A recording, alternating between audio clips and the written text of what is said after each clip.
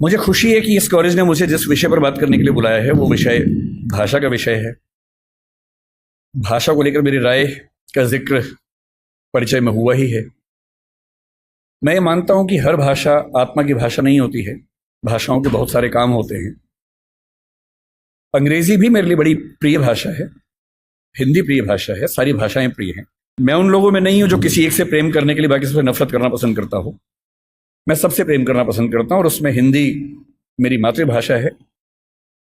तो जो प्यार माँ से होता है वो हिंदी से है। ये कहने में मुझे दुनिया के किसी भी मंच पर ना संकोच है, ना झिझक है, ना कोई भय है। तो हिंदी मेरी माँ है और माँ के मामले में न समझौते होते हैं, न चयन की सुविधाएं होती हैं, न चयन की जरूरत होती है। पर हिंदी मेरी माँ है का मतलब ये नहीं है कि तेलुगु मेरे दुश्मन है, या कि उर्दू मेरे दुश्मन है, या अंग्रेजी मेरे दुश्मन है। नहीं, मैं बिल्कुल नहीं चाहता कि आप भी एक ऐसा मिजाज लेकर आगे बढ़ें कि हम एक भाषा को सम्मान की निगाह से देखें और उसी तेवर से बाकी भाषाओं को अपमान की निगाह से देखें। ऐसा बिल्कुल ना चाहता हूं। मैं तो नहीं करता हूं। मैं चाहता हूं कि कोई भी ना करे, आप भी ऐसा ना करें। संस्कृत मेरी परनानी है। संस्कृत की बेटियां अपभ्रंश हुई, प्राकृत हुई। उनकी बहुत सारी बेटियों में एक बेटी का मैं बच्चा हूं, उसका नाम हिंदी है। उसी अपभ्रंश प्राकृत की बहुत सारी बेटियों में मराठी भी है, गुजराती भी है, पंजाबी भी है, बांग्ला भी है, असमिया भी है, ओडिया भी है। और उसी नानी के पड़ोस के परिवार की और जो बच्चियां हैं उनमें तेलुगु, तमिल और मलयालम, कन्नड़, ये सब भाषाएं भी हैं। और इन नानी के समय में इन सब भाषाओं में बहुत अपनत्व था, बहुत सहयोग था। आज हम कितनी भी दूरी महसूस करें, हमारी नानी के जमाने में इनमें बहुत लेन देन हुआ, आदान प्रदान हुआ। और इसलिए जब आप मलयालम सीखेंगे या तमिल सीखेंगे तो आप बड़ा आश्चर्यचकित हो जाएंगे कि कई बार संस्कृत के शब्द एज इट इज आपको उन भाषाओं में मिलते हैं और आपको समझ में आता है कि एक पीढ़ी का अंतर नहीं है। थोड़ा और पीछे जाएंगे तो कई पीढ़ी पीछे हमारी बड़ी गहरी दोस्ती रही है, ताल्लुकात रहे हैं। और इसलिए जब भाषा के प्रश्न पर मुझे कोई बोलने को कहता है, मुझे लगता है कि ये शायद दुनिया का सबसे महत्वपूर्ण सवाल है। अलग बात है कि आजकल हम इसको एक हल्का सवाल मान लेते हैं, पर मैं भी आपको समझाना चाह रहा हूं कि ये दुनिया का सबसे महत्वपूर्ण सवाल क्यों है। हिंदी दिवस के दिन एक परंपरा है कि हम आमतौर पर भावनात्मक मुहावरों से बात करते हैं। आज सुबह से मेरे पास 8-10 मैसेज आ चुके हैं जिन सब में एक वाक्य लिखा है कि हिंदी भारत माता के माथे की बिंदी है। हर साल ये मैसेज आता है। अच्छा मैसेज है, पढ़ के अच्छा लगता है। पर मैं चाहता हूं कि हिंदी समाज हिंदी माथे की बिंदी से आगे बढ़कर कुछ और मुद्दों पर बात करे। केवल उन भावनाओं में डूब के बात करना काफी नहीं है, उससे कुछ आगे निकलना जरूरी है। मैं आपको 2 कहानियों से बात शुरू करता हूं ताकि आप समझ सकें कि यह मुद्दा कितना महत्वपूर्ण है। एक किताब जो पिछले 15-20 साल में दुनिया की सबसे मशहूर किताबों में से एक बनी, उसका नाम सेपियंस है, आपने शायद सुना होगा। मैं हिंदी के बच्चों से कहूंगा कि थोड़ा सा पढ़ने का अभ्यास अपना बनाएं। हिंदी के समाज से मुझे गंभीर शिकायत है कि हम लोग पढ़ते कम हैं, हम लोग भावनाओं में ज्यादा बहते हैं, पढ़ने की आदत हमें कम है। और आज के ज़माने में जब दुनिया की हर अच्छी किताब हिंदी में भी उपलब्ध है तो हिंदी में ही पढ़िए, लेकिन कम से कम पढ़िए, क्योंकि पढ़ने से अच्छा कुछ नहीं है। एक किताब पढ़ने का मतलब किसी एक व्यक्ति के जीवन के 40-50 साल के निष्कर्षों को 3 दिन में समझ लेना, और आप 50 साल मैच्योर हो जाते हैं 3 दिन में केवल एक अच्छी किताब पढ़ लेने से। बहरहाल, सेपियंस किताब मानव जाति का इतिहास है। ये भारत का इतिहास, आधुनिक इतिहास, प्राचीन इतिहास नहीं है, मानव जाति का इतिहास है। माना जाता है कि 1400 करोड़ साल पहले बिग बैंग हुआ, जहां ये पृथ्वी पहली बार बनने की प्रक्रिया शुरू हुई।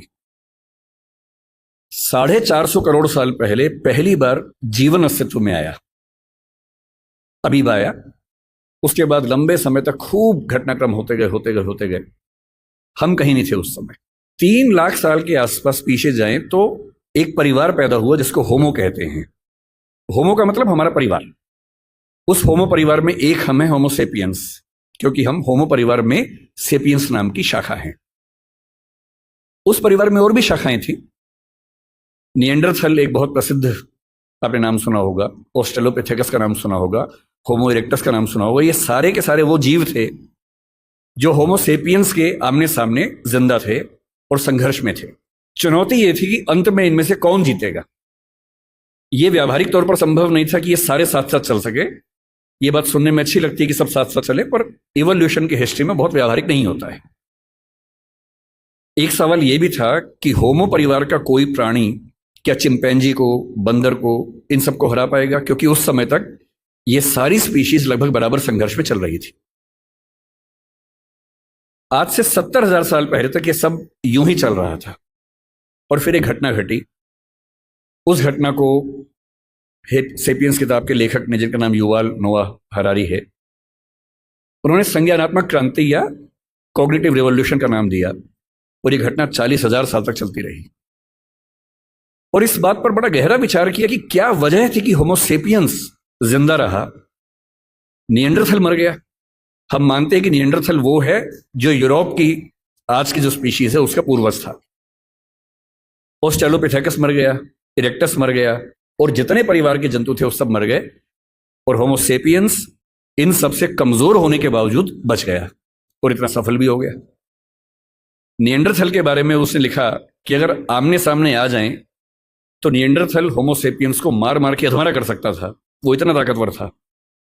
उसके बाद भी खत्म हो गया। क्यों खत्म हो गया? और तब आता है वो सिद्धांत जो आज की इस डिस्कशन की शुरुआत का बिंदु है। होमो सेपियंस इसलिए जिंदा रहा क्योंकि उसके पास भाषा की क्षमता थी। भाषा की क्षमता बाकियों के पास भी थी, चिंपैंजी के पास भी है, बंदर के पास भी है, पर बंदरों पर खूब प्रयोग हुए। बंदर हो, अन्य स्पीशीज हो, तोता हमसे ज्यादा ध्वनियां बोल सकता है, हमसे ज्यादा। इसके बाद भी तोता सफल नहीं हो पाया क्योंकि वो उतना सोच नहीं पाता है। चिंपैंजी की भाषा, बंदर की भाषा, निएंडरथल की भाषा सीमित भाषाएं थी। वो एक आवाज में पूरा एक वाक्य बोलते थे, और ऐसे प्रयोग आज भी होते हैं। अगर आप जंगलों की आवाजें सुनेंगे तो बंदरों की एक आवाज का मतलब एक पूरा सेंटेंस होता है। जैसे एक आवाज का मतलब है कि शेर आया, जैसे एक बंदर आवाज निकालेगा सारे बंदर पेड़ पर चढ़ जाएंगे। फिर दूसरी आवाज का मतलब होगा शेर चला गया, वो सुन के सब उतर जाएंगे नीचे। भाषा वैज्ञानिकों ने वो आवाजें रिकॉर्ड कर ली और एक बार अच्छे म्यूजिक सिस्टम से एक जंगल में जाके आवाज प्ले कर दी, शेर आया, और वो आवाज सुनते सारे बंदर पेड़ के ऊपर चढ़ गए। और फिर आपस में देख रहे किसने बोला, और 10-15 मिनट के बाद दूसरी आवाज प्ले की, शेर चला गया, सारे बंदर नीचे उतर गए। एक आवाज, एक वाक्य। इंसान की भाषा की सबसे बड़ी खूबसूरती यह है कि वो डिस्क्रीट भाषा है, विविक्त भाषा है, जिसका मतलब यह है कुछ 25-30 ध्वनियों से, 50 ध्वनियों से हम अरबों शब्द बना सकते हैं, और अरबों शब्दों से खरबों वाक्य बना सकते हैं। इतनी लचीली भाषा हमारी है जिसमें किसी भी बात को कहने के 50 तरीके हमारे पास हैं, और ये तरीके इस संसार में किसी और स्पीशीज के पास नहीं है। इसीलिए होमो सेपियंस बन पाया। और आज अगर हम जिंदा हैं, आज हम चिंपांजी से बेहतर हैं, गोरिल्ला से बेहतर है, बंदर से बेहतर हैं, और होमो इरेक्टस से बेहतर है, निएंडरथल से बेहतर हैं, जिंदा हैं, तो इसकी मूल वजह है हमारी भाषा की क्षमता।